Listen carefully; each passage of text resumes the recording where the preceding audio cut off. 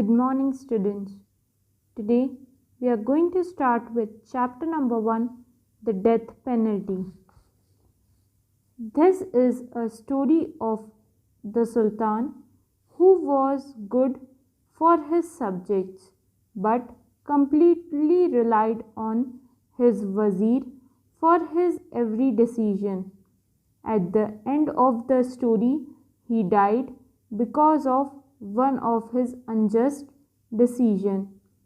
इस चैप्टर में हम एक सुल्तान के बारे में पढ़ने वाले हैं जो अपने सारे सब्जेक्ट्स के लिए, सब्जेक्ट्स मतलब सोसाइटी के लिए, he was very good, but वो हमेशा अपने वज़ीर पे रिलाइड होता था, मतलब डिपेंडेंट होता था for every decision. At the end of this story he died because of one of his unjust decision. At the end of the story उसकी डेथ हो जाती है एक गलत डिसीजन के कारण. अब मैं जो भी वर्ड्स अंडरलाइन करूँगी इस चैप्टर को एक्सप्लेन करते टाइम, वो सारे वर्ड्स आपको भी आपकी बुक में अंडरलाइन करने हैं. So let's start with the chapter. Long, long ago, there was a large and mighty sultanate in Arabia.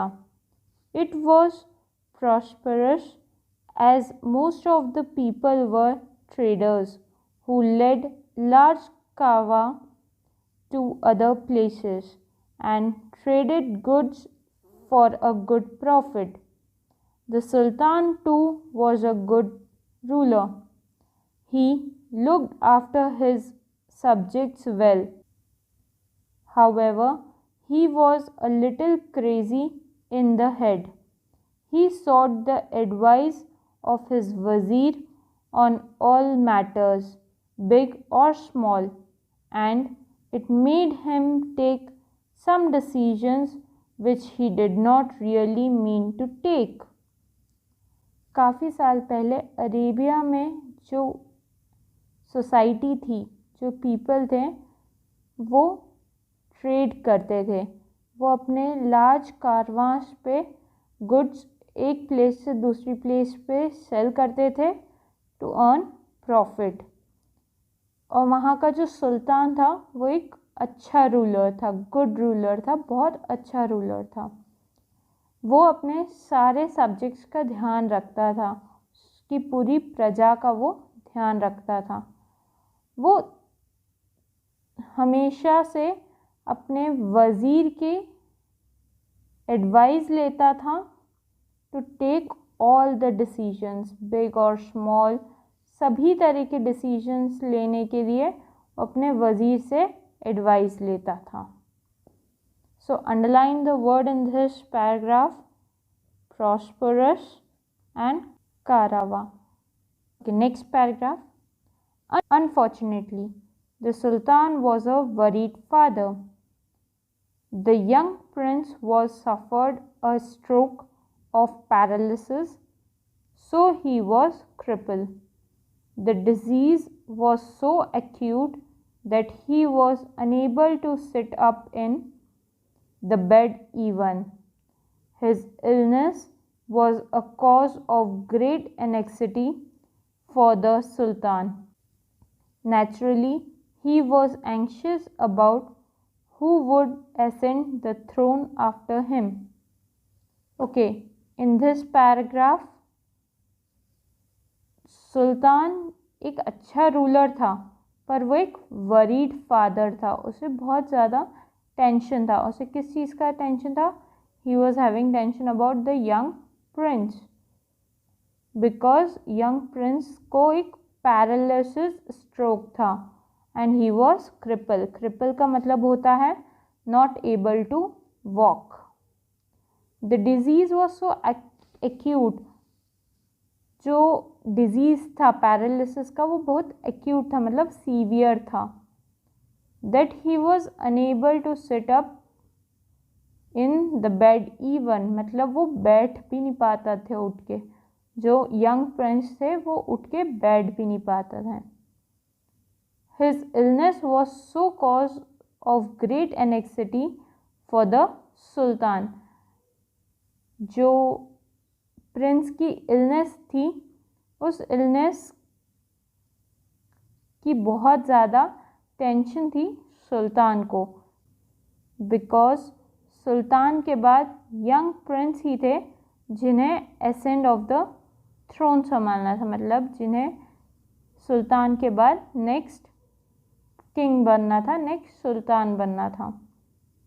Okay, in this paragraph underline the word paralysis, ascent. Okay, next paragraph. The Sultan had summoned the ablest of medicine men and wise men from far and wide, but none of them had brought any solace to the ailing prince. The ailment had proved stronger than the medicines which had so far been prescribed. In this paragraph, जो सुल्तान था उसने medicine mans and wise mans from far and wide means हर place से जहाँ से वो बुलवा सकते थे for the prince, so that उनको रिलीफ मिल सके उनकी प्रॉब्लम में, उन सबको बुलाया. और अभी तक जो ट्रीटमेंट चल रहा था वो स्ट्रॉन्गर देन द मेडिसिन्स था जो प्रिस्क्राइब हुई थी. Next paragraph. As luck would have it, an old medicine man was travelling through the सल्तनत with his young disciple. He was an able and experienced man and had cured the most uncurable of diseases. He had earned a great name for himself.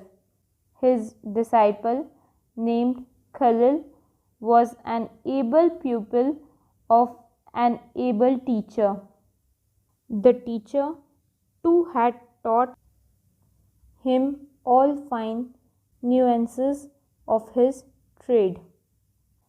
So, एक बार एक old medicine man travel कर रहा था सल्तनत से with young disciple means young student. जो medicine man थे उनके एक स्टूडेंट के साथ वो ट्रैवल कर रहे थे सल्तनत से, मीन्स वो एरिया जहाँ जो सुल्तान का एरिया है. He was able and experienced man. वो एक बहुत एक्सपीरियंस्ड मैन थे और उनने कई सारी ऐसी डिजीज़ेस क्योर करी थी जो इनक्योरेबल थी, जो कभी ठीक नहीं हो सकती थी, उन्हें भी मेडिसिन मैन ने ठीक करा था. He had earned a great name for himself. उन्हें अपने खुद के लिए अपना नाम कमाया था. और जो उनका डिसाइपल था नेम्ड खलील, वो भी एक एबल प्यूपिल था, एक अच्छा स्टूडेंट, एक अच्छे टीचर का. और उनके टीचर ने भी उन्हें सिखाया था हर वो अच्छी चीज़ एक काबिल मेडिसिन मैन बनने के लिए, फॉर हिज ट्रेड. उनके बिजनेस के लिए उन्हें हर चीज़ उन्हें सिखाई थी. Presently they stayed at an inn at the edge of the capital town, desiring to know about the sultanate and its people. They talked to the innkeeper. अभी मेडिसिन मैन और खलील एक इन में रह रहे थे. इन मीन्स एक hotel में रह रहे थे जो कैपिटल टाउन के एज पे था, बॉर्डर पे था. वहाँ का जो इन कीपर था वो उससे उस सल्तनत के और वहाँ के लोगों के बारे में सब कुछ जानना चाहते थे. The innkeeper inform them the sultanate is prosperous and people are rich. However the sultan follows the advice of the vizier in all matters and sometimes involves himself in unjust actions.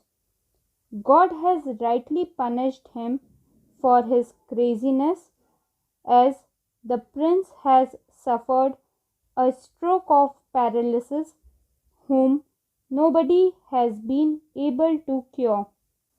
जो उस place का innkeeper रहता है वो inform करता है that सल्तनत एक बहुत ही अच्छी हैप्पी प्लेस है एंड पीपल वहाँ के रिच हैं, बट जो सुल्तान है वो हमेशा अपने वज़ीर की एडवाइस लेता है सारे मैटर्स में, in all the matters, and उसी कारण से वो कई बार अनजस्ट एक्शन परफॉर्म कर देते हैं. अनजस्ट एक्शन मीन्स जो एक्शंस गलत रहते हैं, जो उन्हें नहीं करना चाहिए, और शायद इसीलिए गॉड ने उन्हें पनिश करा है for his craziness as the prince has suffered stroke. Prince को पैरालिसिस का स्ट्रोक देकर, और जिसे कोई भी क्योर नहीं कर पा रहा है. Please underline the word craziness. At this, Khalil said, I should tell you that my teacher is an able medicine man, rather the ablest in the whole world. There is no ailment in the world which he cannot cure. After listening to innkeeper, Khalil gives the reply that जो मेरे teacher हैं वो एक बहुत अच्छे medicine man हैं and वो पूरे वर्ल्ड में सबसे एबल मेडिसिन मैन हैं, और ऐसा कोई भी ट्रीटमेंट नहीं है जो वो नहीं कर सकते हैं. The innkeeper said, Sir, I will send a word to the palace. Please cure the prince of his ailment. The Sultan and people will be thankful to you. Innkeeper reply back करते हैं कि वो ये words palace तक पहुंचाएंगे और वो चाहते हैं कि प्लीज़ आप प्रिंस को ठीक करें. अगर आप प्रिंस को ठीक करते हैं तो सुल्तान और वहाँ की प्रजा सब आपके बहुत थैंकफुल रहेंगे. The medicine man said, You see, I have to reach my destination as quickly as possible. I lack so much of time as treating the prince would take. It ought to be at least a couple of weeks. Then the medicine man replied that you can see, मैं already late हूँ अपने destination में पहुँचने के लिए and मेरे पास इतना time नहीं है, और प्रिंस को ट्रीट करने के लिए एटलीस्ट 2 weeks चाहिए रहेंगे. Couple of weeks means at least 2 weeks. When the innkeeper was gone, Khalil asked, Sir, it's so unusual on your part. You never refuse to treat an ailing person. You have happily treated the poorest of men. But here is a prince. What is the reason for this strange behavior?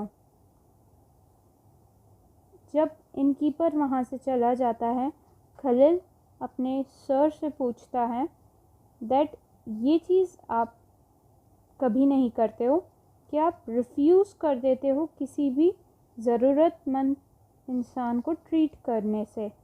आप खुशी खुशी poorest लोगों को भी treat करते हो, और यहाँ तो प्रिंस की बात है. क्या ऐसा रीज़न है आपके ये स्ट्रेंज बिहेवियर का? Did you listen to what the innkeeper said? He said that the Sultan is a crazy man who follows the Wazir's advice in all matters. Such a ruler can be dangerous, very dangerous, the medicine man said. The medicine man replied, तुमने सुना innkeeper ने क्या कहा? Innkeeper said that सुल्तान एक crazy man है वो अपने वज़ीर की एडवाइस लेता है सारे मैटर्स में, और ऐसा रूलर बहुत डेंजरस हो सकता है। Underline the word dangerous. Our noble profession does not allow abandoning an ill person. My conscience does not allow me to go away. I request you to treat the prince, Khalil pleaded. Khalil said, हमारा profession हमें allow नहीं करता है कि हम किसी ill person को छोड़कर चले जाएं। माई कंसाइंस मीन्स एक sense of right and wrong, कि ये सही है तो सही और ये गलत है तो गलत, वो अलाउ नहीं कर रहा है मुझे ऐसे ही यहाँ से आगे बढ़ने के लिए। इसीलिए मैं आपसे रिक्वेस्ट करता हूँ कि आप प्रिंस को ट्रीट करें। Khalil pleaded, Khalil requested. Underline the word pleaded and abandoning. That's my final decision, said the medicine man as he lay down on the bed and fell asleep. Medicine man said, ये मेरा final decision है, और वो ये बोलते हुए अपने bed पर सो गए। However, Khalil found the sleep elusive. He was not to ease at the very notion of not serving an errant man. He respected his teacher very much and dared not disobey his command. Finally, he decided that he should stay back and treat the prince. Khalil को बहुत difficulty हुई सोने में। Elusive means difficult, and वो ये चीज़ से agree नहीं कर पा रहा था कि वो बिना एक नीडी पर्सन को सर्व करे वहाँ से चला जाए, बट वो अपने टीचर की भी बहुत ज़्यादा रिस्पेक्ट करता था and he never disobeyed his command. उसने उनकी कमांड को कभी भी डिसओबे नहीं करा, हमेशा उनकी बात मानी। सो फाइनली उसने डिसाइड करा कि वो वहाँ रुकेगा और प्रिंस को ट्रीट करेगा। In the morning Khalil stated his mind to his teacher. Sir, I beg your pardon, he said, but I can't stand the idea of moving away without having cured the prince. Please bless me that I may be able to cure him. In the morning, Khalil ने अपने idea को teacher के towards express करा और उसने बोला कि वो अभी भी इस बात से एग्री नहीं कर पा रहा है कि वो बिना प्रिंस को क्योर करे वहाँ से मूव आउट हो जाए। इसीलिए वो चाहता है कि वो प्रिंस को क्योर करे। All right, but I warn you not to stay a moment longer than is needed, else it could be dangerous to your life, said the medicine man. Medicine man उसकी बात से agree करते हैं और बोलते हैं कि ठीक है, बट तुम एक मोमेंट भी यहाँ पे ज़्यादा नहीं रुकोगे, जैसे ही तुम उन्हें ठीक कर दो, वरना वो तुम्हारी लाइफ के लिए खतरा हो जाएगा। Khalil discussed with his teacher how he should treat the prince. Khalil ने अपने टीचर के साथ डिस्कस करा कि उन्हें प्रिंस को कैसे ट्रीट करना है, and then they parted ways. The innkeeper led Khalil to the royal court, where he was immediately admitted into the Sultan's audience. The dejected Sultan was hopeless. He allowed Khalil to treat the prince. After having discussion, वो वहाँ से दोनों अलग अलग रास्ते पे चले गए। इनकीपर के साथ खलील रॉयल कोर्ट चला गया और वहाँ पर वो सुल्तान के बीच में जा पहुँचा। एंड वहाँ पर सुल्तान होपलेसली खलील को अलाउ कर दिया कि वो प्रिंस को ट्रीट करें। Underline the word immediately, admitted, dejected. Khalil examined the prince thoroughly. Then he wrote down a long list of herbs and vegetations. These were immediately fetched. He sat down to crush, pound, and grind them into a fine paste. Then he applied this paste on the affected parts of the prince's body. He also made a potion out of certain herbs and made the prince drink it. Khalil ने prince को examine करा and उसने एक list बना दी herbs and vegetations की, और immediately वो सारे हर्ब्स आ गए थे। वो वहाँ बैठे, उनने सारे हर्ब्स को क्रश करा और एक फ़ाइन पेस्ट बना दिया। देन उनने उस पेस्ट को प्रिंस की बॉडी पे अप्लाई करा, अफेक्टेड पार्ट्स पे, and he also made a potion out of certain herbs and made prince drink it. उनने एक लिक्विड भी बनाया और उसे प्रिंस को ड्रिंक करने के लिए दिया। The treatment went well as the positive effect could be seen from the second day itself. The prince showed faint signs of recovery at first, and then his recovery quickened. The prince recovered from his dread disease in 2 weeks' time.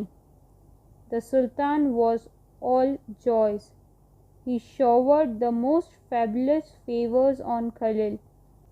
He declared a week of celebrations for the Sultanate, and he appointed Khalil as the royal medicine man. Khalil के through जो treatment दिया गया था वो बहुत अच्छी तरीके से चल रहा था और पॉजिटिव साइन दिखने लग गए थे from second day itself. Prince का जो रिकवरी थी वो पहले बहुत धीरे धीरे हो रही थी और बाद में रिकवरी फास्ट हो गई। प्रिंस बहुत जल्दी रिकवर हो गए थे within 2 weeks of time. Sultan भी बहुत खुश थे एंड सुल्तान ने खलील के ऊपर बहुत सारे फेवर्स करे and he also declared 1 week celebration in the Sultanate. He also appointed Khalil as Royal Medicine Man. Royal Medicine Man की पोस्ट दे दी गई थी खलील को। Underline the word dread. Khalil wanted to go away as his objective had been fulfilled. He had a great faith in his teacher, but the Sultan insisted on him to stay there.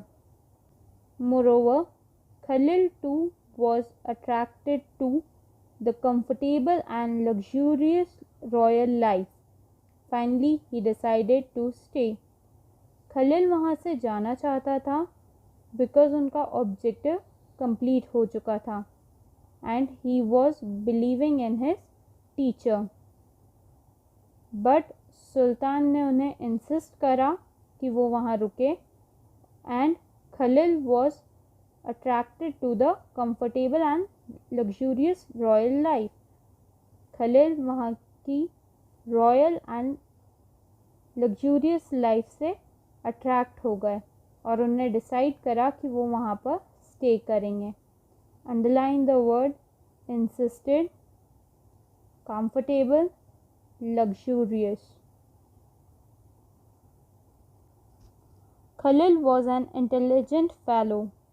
He advised on the matters pertaining to health were the most suitable. He helped to raise the standards of health in the Sultanate. At the same time, his advice on other political matters too was effective. The Sultan realized his wisdom and often consulted him on many matters beyond the realm of medicine. Sometimes he preferred him to the old trusted वज़ीर। खलील एक intelligent fellow था and उनकी advice भी ली जाती थी health issues को लेते हुए एंड सल्तनत के हेल्थ स्टैंडर्ड को भी इंक्रीज़ कर दिया था उनने। कुछ ही टाइम में उनके पॉलिटिकल मैटर्स पे भी एडवाइस ली जाती थी जो बहुत इफ़ेक्टिव होती थी एंड सुल्तान ने रियलाइज़ करा that he is having wisdom and many times he consulted Khalil in all the matters other than medicine and sometimes वो अपने वज़ीर से भी ज़्यादा उन्हें ट्रस्ट करते थे। Underline the words effective, realm and consulted. It was a cause of anxiety for the Wazir. He suffered from the pangs of jealousy for the medicine man who was being consulted by the Sultan more often than not. He could perceive his powers being curtailed. He even warned the new royal Hakim to stay. Now वज़ीर बहुत anxious हो चुका था और उसे ये समझ में आ गया था कि अब सुल्तान मेडिसिन मैन को ज़्यादा प्रेफरेंस दे रहा है then him and he was not having powers.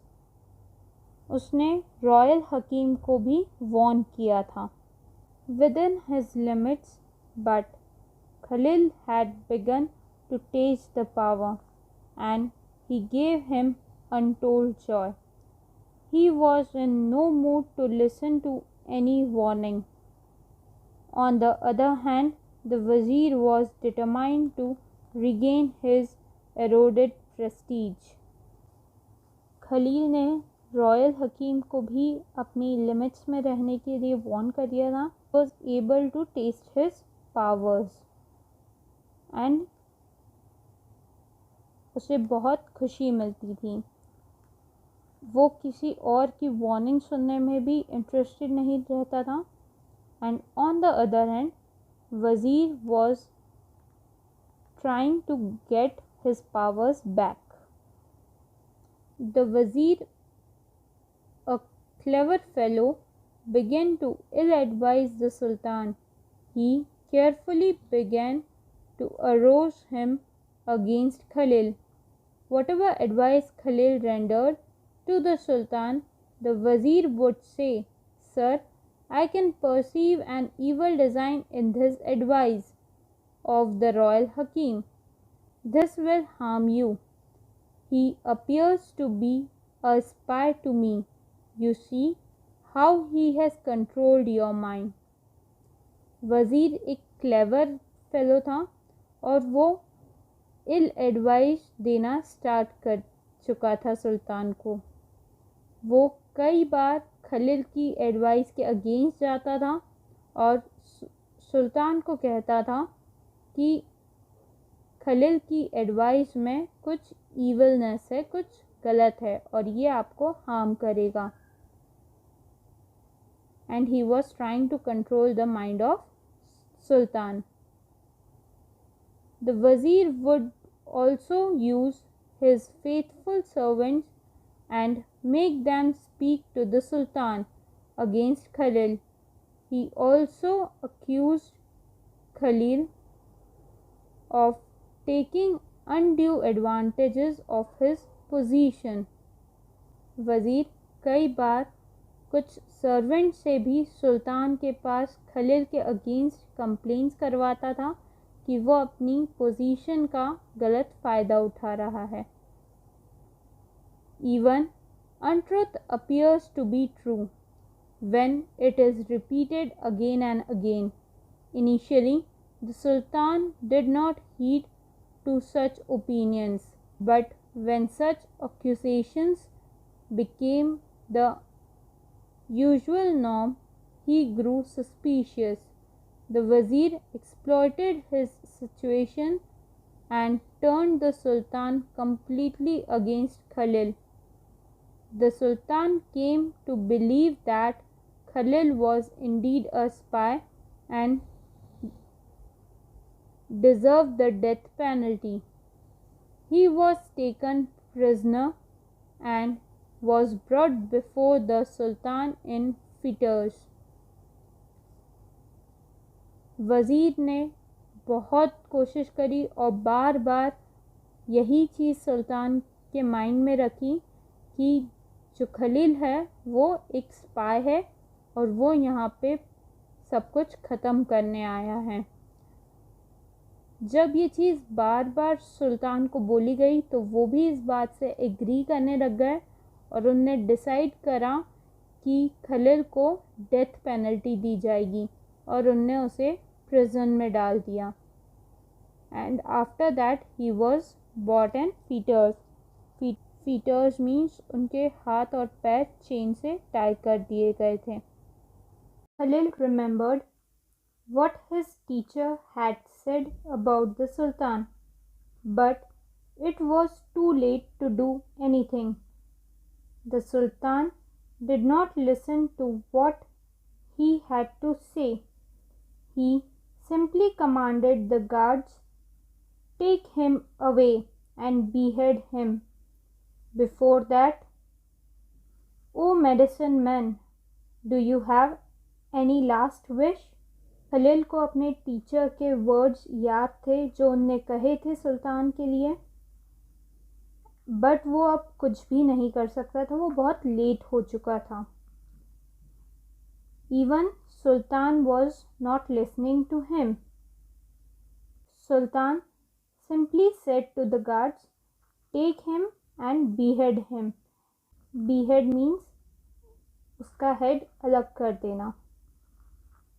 But before that sultan asked, क्या तुम्हारी कोई आखिरी इच्छा है?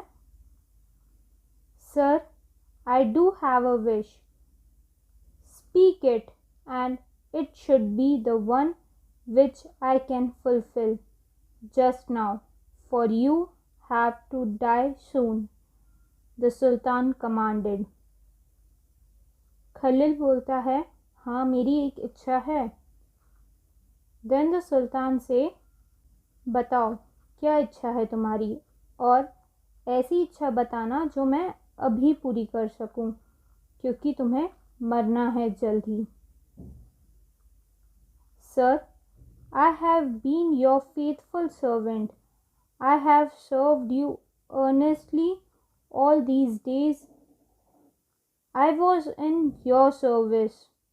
Now when I have to die, I am no less faithful to you. I continue to think about your well-being, said Khalil. He took a deep breath and continued, just remember how I cured the prince. I cured you and other courtiers of many diseases. This was all with the help of this great book. Khalil बोलता है कि मैं आपका एक faithful servant था और मैंने हमेशा आपके फेवर में ही आपके लिए सर्व करा है। अब जब मैं मरने वाला हूँ तब भी मैं आपका फेथफुल ही रहना चाहता हूँ और मैं हमेशा आपका ध्यान रखना चाहता हूँ। After taking a breath, he said, you remember मैंने कैसे प्रिंस को बचाया था एंड आपको भी और बहुत सारे कोर्टियर्स को। कोर्टियर्स मीन्स जो लोग महल में रहते हैं। ये सब हुआ था इस ग्रेट बुक के थ्रू। द रॉयल हकीम pulled out a fat book from under his cloak.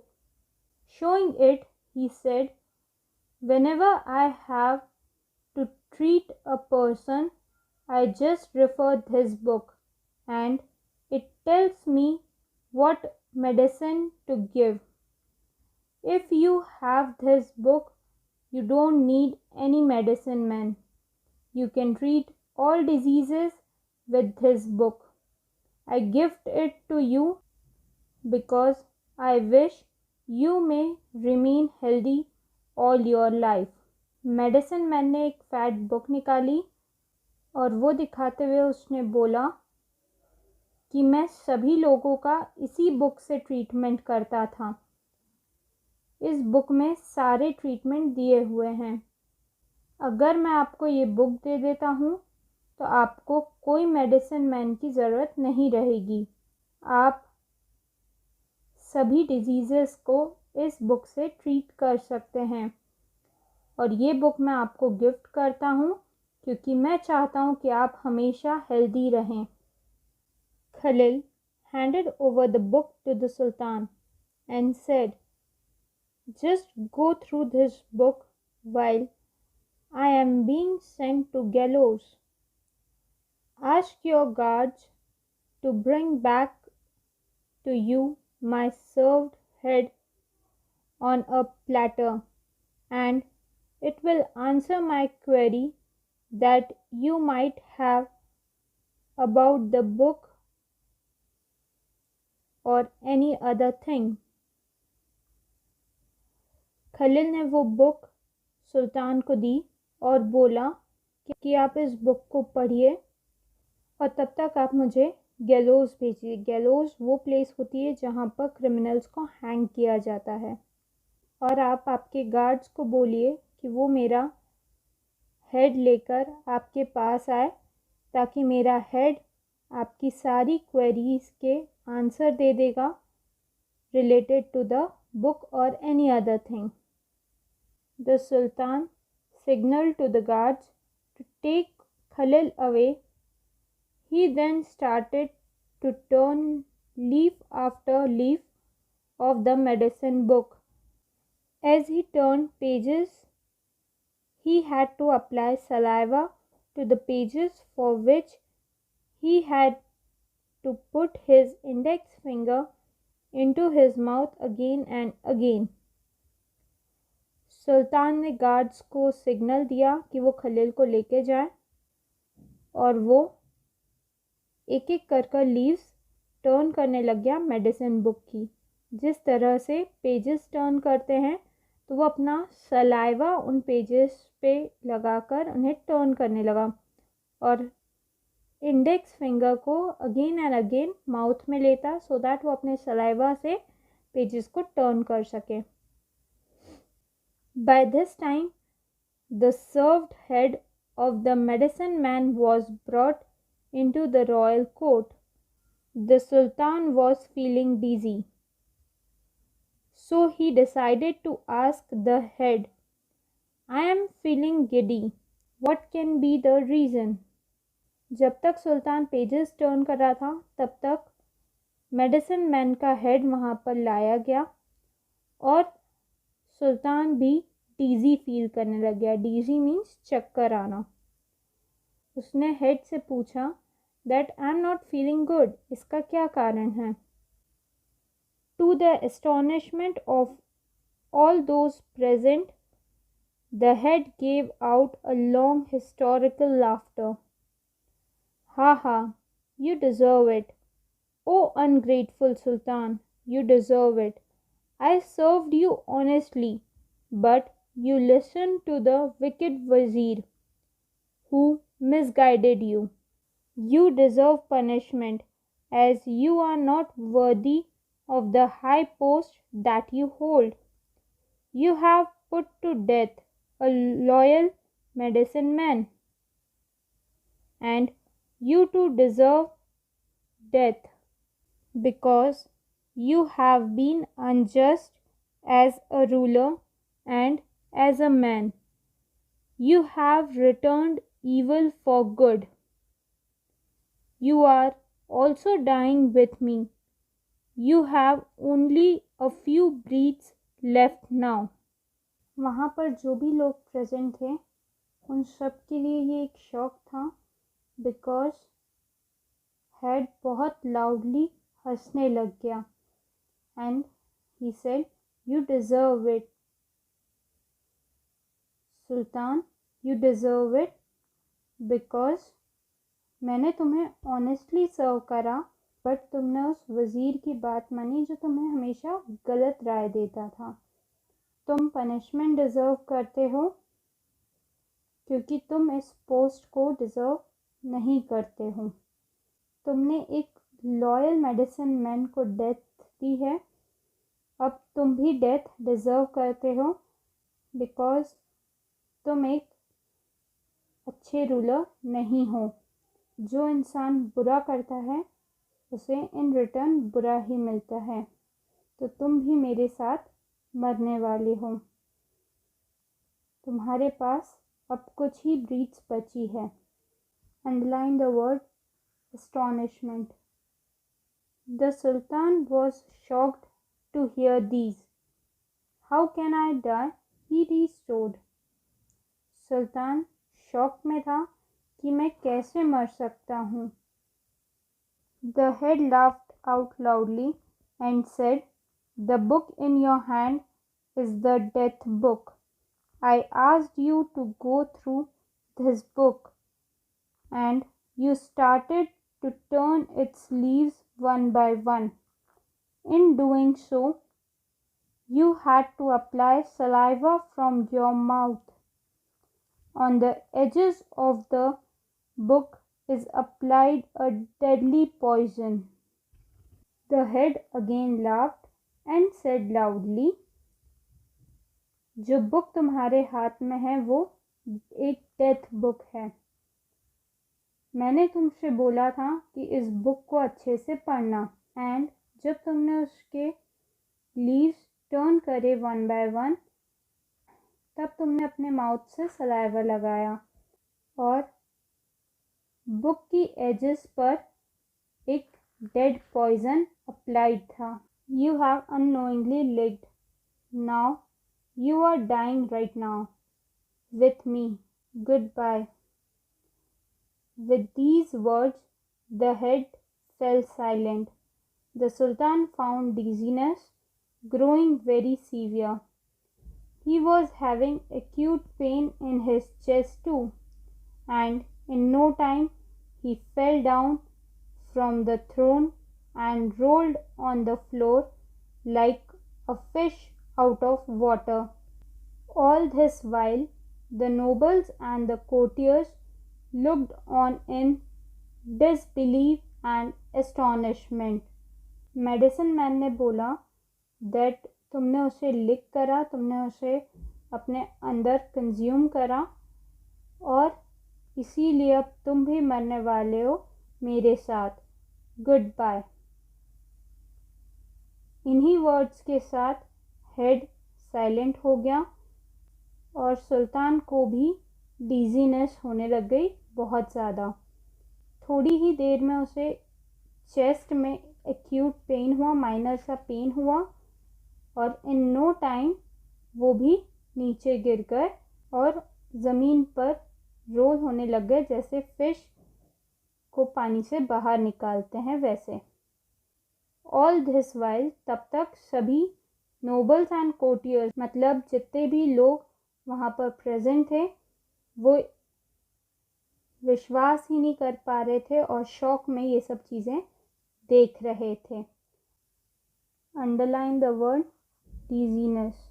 Dear students, you have to write down all the underlined words from this chapter in your English 1 copy.